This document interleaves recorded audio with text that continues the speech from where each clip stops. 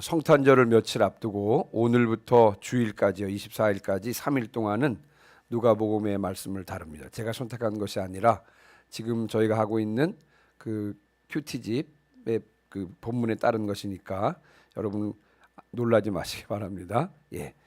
예수님께서는 세상의 유일한 소망이며 또 기쁨이십니다. 예수님께서는 빛 가운데, 어둠 가운데 빛으로 오신 분인 줄 믿습니다. 그래서 오늘 말씀을 전하기 전에 성탄의 소망과 기쁨과 빛이 여러분의 가정과 기업과 그리고 섬기시는 지역과 목장 위에 늘 임하시기를 주님의 이름으로 축원합니다. 그동안 우리들은 이제 대강절을 보내면서 예수님의 오심을 준비했는데요. 4주간 기다림 끝에 이제 우리는 곧 예수님의 오심을 맞이하게 될 것입니다. 그러니까 기다림과 인내 끝에 열매를 거두게 될 것입니다. 그런데 때때로 하나님께서는요, 열매를 위해서 우리의 기다림과 또 인내를 시험하시기도 하는 줄 믿습니다. 이 시험을 잘 통과해서 주님께서 베풀어 주시는 풍성한 결실을 언제나 맛보시기를 주님의 이름으로 축원합니다. 자, 2장 1절. 자, 2장 1절 다 같이 한번 같이 읽겠습니다. 시작. 그때 가이사 아구스도가 영을 내려 천하로 다 호적하라 하였으니 아멘.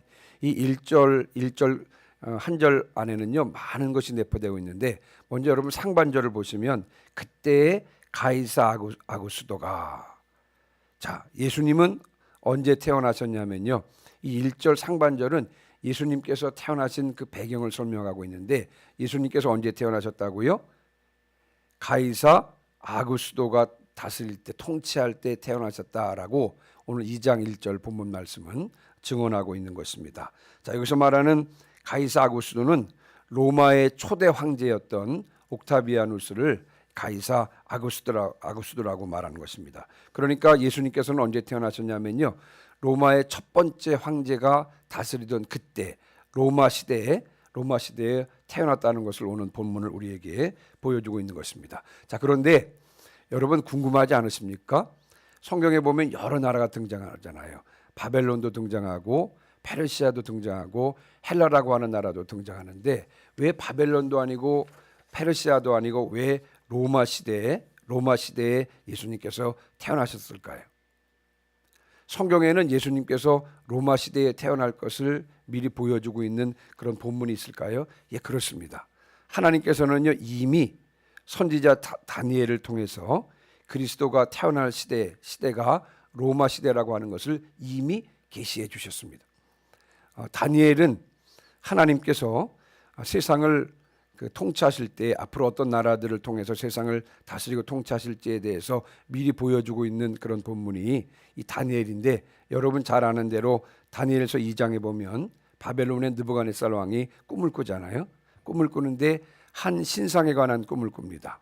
근데 여러분 잘 아시는 대로 이 신상이 특이하게 생겼는데요, 머리는 순금으로 되어 있고 가슴과 팔은 은으로 되어 있고 배와 넓적다리는 노수로 되어 있고 종아리는 쇠로 되어 있고 그리고 발은 새와 진흙이 섞여 있는 그와 같은 신상에 관한 꿈을 꾸는 것입니다. 자, 그런데 다니엘서 2장 34절의 말씀에 보면 손대지 아니한 돌이 신상에 발을 쳤습니다. 그랬더니 신상이 순식간에 사라지고 그 신상을 친 돌이 어떻게 됐어요? 온 세상에 가득했다라고, 여러분 다니엘이 이제 바벨론의 느부갓네살 왕이 꾼 꿈 이야기를 해석하는 장면을 우리가 보게 되는 것입니다. 그 다니엘서 해석에 의하면 이 신상은 하나님께서 주관하실 세계 역사를 말하는데요, 금은 바벨론을, 은은 페르시아를, 노은 헬라를, 쇠는 로마를, 쇠와 진흙으로 섞인 것은 이제 로마 시대부터 시작되는 열왕 시대, 여러 나라의 여러 왕들이 다스리는 그 열왕 시대를 가리키는 것임을 우리가 다니엘서를 통해서 알 수가 있는 것입니다. 자, 여기서 중요한 것은 그 신상을 친 돌인데요, 그 신상을 친 돌에 대해서 다니엘을 이렇게 해석하는데 여러분 이 해석을 우리가 좀 주의해서 볼 필요가 있습니다. 다니엘서 2장 44절 말씀입니다. 다니엘서 2장 44절 말씀을 제가 한번 읽겠습니다. 이 여러 왕들의 시대에 하늘의 하나님이 한 나라를 세우시리니 이것은 영원히 망하지도 아니할 것이요 그 국권이 다른 백성에게로 돌아가지도 아니할 것이요 도리어 이 모든 나라를 쳐서 멸망시키고 영원히 설 것이라. 자, 다시 한번 보시면 이 여러 왕들의 시대, 여러 왕의 시대를 가리키는 것입니다. 이 여러 왕의 시대는 어느 나라부터 시작되냐면 바로 다니엘서가 말하고 있는 것은 로마 시대부터 시작이 되고요. 하늘의 하나님이 한 나라를 세우신다 그랬죠. 메시아 왕국을 말하는 것입니다. 즉 예수 그리스도께서 메시아로 그리스도로 태어남으로 메시아 왕국이 시작되는 것을 가리키는 것이고요. 또 이 모든 나라를 쳐서 멸망시키고 영원히 설 것이라는 것인데 이것은요 예수 그리스도께서 재림하셔서 메시아 왕국 그리스도의 왕국을 완성할 것에 대해서 말씀하고 있는 것입니다. 자, 그러니까 하나님께서는 미리 이미 다니엘 선지자를 통해서 로마 시대에 그리스도가 오셔서 이 그리스도 왕국, 메시아 왕국이 시작될 것을 그 신상을 통해서 이미 계시해 주신 것입니다. 그러니까 구약의 다니엘은 신약의 요한계시록과 마찬가지로 하나님께서 앞으로 어떻게 세상을 통치해 나가실지에 대해서 말씀하고 있는 성경이 다니엘서인데 그 중에서도 특별히 바벨론의 느부갓네살 왕의 신상의 꿈을 통해서 하나님께서 세상을 어떻게 통치하실지 그리고 이제 로마 시대에 예수 그리스도께서 태어나실 것에 대해서 미리 말씀하고 있는 것입니다. 다시 한번 질문을 드려보면 근데 왜 로마 시대냐? 여러분 각 나라마다 쓰임이 달랐습니다. 그렇죠? 여러분 바벨론은 이스라엘을 징계하는 도구로 쓰임 받았고요. 페르시아는 이제 이스라엘 백성들 포로지에서 해방시켜서 돌아오게 했고요. 그리고 이제 헬라 시대는 뭐냐면 하나님의 말씀을 기록할 언어를 통일한 시대였습니다. 그래서 그 헬라 시대에 여러분 구약 성경이 헬라어로 번역되었는데 그게 70인역입니다. 이집트 알렉산드리아에서 구약 성경이 신약 성경으로 통일됩니다. 그래서 하나님의 말씀을 기록할 언어를 준비하는 시대가 바로 헬라 시대였고요. 자, 로마 시대. 여러분 로마 시대는 무엇이 유명하죠? 도로가 유명합니다. 도로가. 그래서 로마 시민권을 가진 사람들이 로마가 만들어 놓은 도로를 통해서 전 세계를 여행할 수 있는 그런 시대적인 상황이 로마 시대인데 이 로마 시민권을 지닌 채 로마에 잘 닦여진 도로를 통해서 복음을 마음껏 전했던 사람이 누굽니까? 바로 사도 바울이었습니다. 예. 그러니까 하나님께서는요 복음이 가장 빠른 시간 안에 가장 효과적으로 전파될 수 있도록 하기 위해서 이 로마를 이용하셨던 것입니다. 그래서 로마 시대에 예수 그리스도가 태어나게 하신 것입니다. 하나님의 때가 있는 줄 믿습니다. 세계 역사, 모든 역사는 하나님의 때에 이루어지는 줄 믿습니다. 우리가 보기에 그 하나님의 때라고 하는 것이 더뎌 보인다 할지라도 그 하나님의 때라고 하는 것이 가장 빠르고 가장 정확한 것인 줄 믿습니다. 예, 세상의 모든 일은 하나님의 때에 이루어지는 것입니다. 우리가 아무리 소원한다 할지라도 그 소원이 하나님의 때에 맞을 때 그때 이루어질 줄 믿습니다. 그 하나님의 때에 그 일이 이루어질 때까지 우리는 하나님의 신실하심과 자비하심을 믿고 인내와 소망으로 하나님의 때를 기다려야 될 줄 믿습니다. 주님의 때를 기다릴 줄 아는 성숙한 신앙인이 되시기를 주님의 이름으로 축원합니다. 자, 그 다음에 2장 1절을 다시 한번 봐보세요. 자, 이제 예수님께서 유대 베들레헴에서 태어나셨는데 자, 1절 보시면 가이사 아구스도가 영을 내려 천하로 다 호적하라 하였으니 그랬습니다. 자, 그래서 이 북쪽에 이스라엘 북쪽의 나사렛이라고 하는 지역에서 살고 있던 마리아가 남쪽 유대 베들레헴에서 와서 해산하게 된 이유를 설명하고 있는 본문인 것입니다. 아니 마리아의 고향은 나사렛인데 어떻게 유대 베들레헴에 와서 아이를 낳을 수 있었을까? 그 배경을 설명하고 있는 것이 오늘 1절 하반절인 것입니다. 하나님께서는요 예수 그리스도가 태어나시기 700년 전에 이사야와 미가 선지자를 통해서 그리스도의 탄생에 대한 징조와 그리고 그리스도께서 어디에서 태어날지에 대해서 이미 예언을 해주셨습니다. 이사야 7장 14절 말씀에 그러므로 주께서 친히 징조를 너희에게 주실 것이라 보라 처녀가 잉태하여 아들을 낳을 것이요 그의 이름을 임마누엘이라 하리라. 이사야 7장 14절 말씀인 것입니다. 이사야 선지자는요 메시아가 그리스도가 처녀의 몸에서 태어날 것을 예언하고 있습니다. 이 말을 다른 말로 바꾸어 말하면요 처녀의 몸에서 태어날 분이 있는데 그분이 바로 그리스도 메시아라고 하는 것입니다. 이 예언대로 여러분 마리아는 요셉과 약혼하기 전에 성령으로 예수 그리스도를 잉태하였던 것입니다. 그리고 미가서 5장 2절 말씀이 여러분 잘 아시는 말씀이죠. 베들레헴 에브라다야 너는 유다 족속 중에 작을지라도 이스라엘을 다스릴 자가 네게서 네게로 나올 것이라. 그의 근본은 상고의 영혼에 있느니라. 미가서 5장 2절 말씀입니다. 자, 미가 선지자는요 베들레헴에서 이스라엘을 다스릴 자가 태어나실 것을 예언하고 있습니다. 자, 그런데 그러면 이 이스라엘을 베들레헴에서 태어날 이스라엘을 다스릴 자가 누구냐? 미가 선지자 이렇게 말하고 있습니다. 그의 근본은 상고의 영혼에 있다. 다시 말하면 그가 하나님이란 것입니다.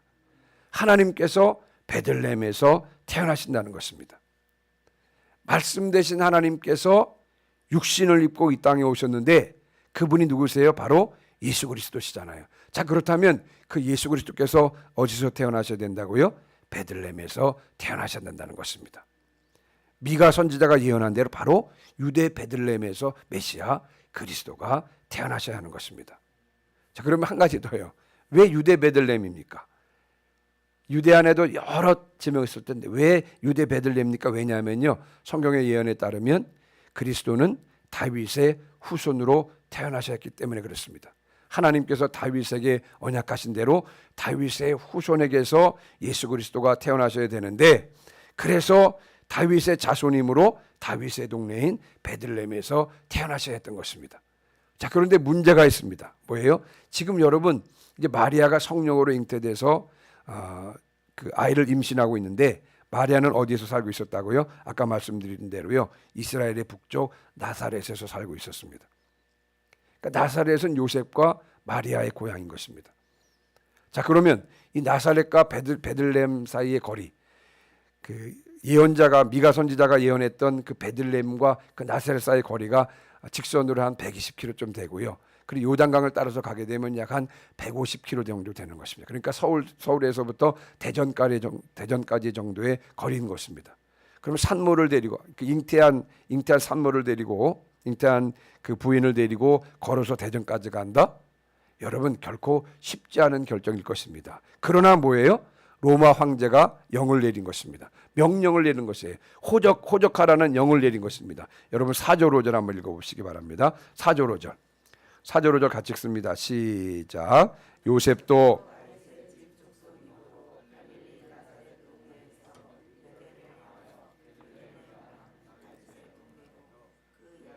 마리아와 함께 호적하러 올라가니 마리아가 이미 잉태하였더라. 아멘. 요셉은 다윗의 족속이었기 때문에요, 어쩔 수 없이 호적하기 위해서 다윗의 동네인 유대 베들레헴으로 갈 수밖에 없었습니다. 그래서 임신 중인 약혼한 마리아와 함께 갈릴리 나사렛 동네에서 요단강을 따라가면 한 150km 되는 베들레헴까지 가게 되었던 것입니다. 그래서 결국은 미가 선지자가 예언한 대로 메시아가 그리스도가 어디서 태어나게 되었다고요? 유대 베들레헴에서 태어나게 되었던 것입니다. 저는 이 본문 읽을 때마다 그냥 가슴이 뜨거워지는데, 왜냐하면요, 하나님께서는요 당신의 뜻을 이루기 위해서 누구를 움직이신 거예요? 로마 황제를 움직인 것입니다. 그 당시 세계 최고 강대국이었던 로마 황제도 움직이시는 분이십니다. 저는 왜냐하면 이집트 대통령을 하나님께서 움직이신 것을 직접 경험했거든요. 그리고 여러분 성경에 보면 페르시아 왕도 하나님께서 사용하셨잖아요. 그런데 여러분 그것뿐만이 아닙니다. 여러분 성경을 한번 쭉 보시면 하나님께서 로마 황제나 페르시아의 황제만 움직이신 것이 아니라, 여러분 요나서에 보면 하나님께서 무엇을 또 사용하셨습니까? 요나서에 보면 큰 물고기도 사용하셨잖아요. 그렇죠? 그리고 사무엘서에 보면요, 벳세메스로 가는 소를 똑바로 벳세메스까지 올라가도록 소를 사용하시기도 하고, 그리고 엘리사 이야기에 보면 곰을 사용하시기도 하고요. 그리고 민수기에 나오는 발람 선지자 이야기를 보면 나귀도 사용하셨습니다. 그렇죠? 여러분 다 기억나시죠? 출애굽기나 요엘서에 보면 메뚜기를 사용하시기도 했고요. 여호수아에 보면 요단강을 물러가게도 하셨고, 그리고 열왕기서 다시 돌아가 보면 해를 10도나 뒤로 물러가게 하시기도 했고요. 출애굽기에 보면 구름도 사용하시고, 우리 마태복음에 예수님이 태어나실 그 현장에 보면 별을 사용하시기도 했고요. 그리고요, 홍해바다 사건 때 보면 바람도 이용하신 분이 하나님이신 것입니다. 사람과 자연 만물을 다스리고 주관하시는 분이 누구라고요? 바로 하나님이신 것입니다. 하나님은 절대 주권자 되신 하나님이신 것입니다. 자, 그러면 여러분, 그런 절대 주권자 되신 하나님이 나와 함께 하신다면 여러분 얼마나 큰 힘이 되겠습니까? 그래서 우리가 어려운 상황에 처할 때마다 잊지 말아야 될 사건이요, 그 절대 주권자 되신 전지전능하신 하나님께서 늘 나와 함께 하신다고 하는 사실을 우리가 잊지 말아야 합니다.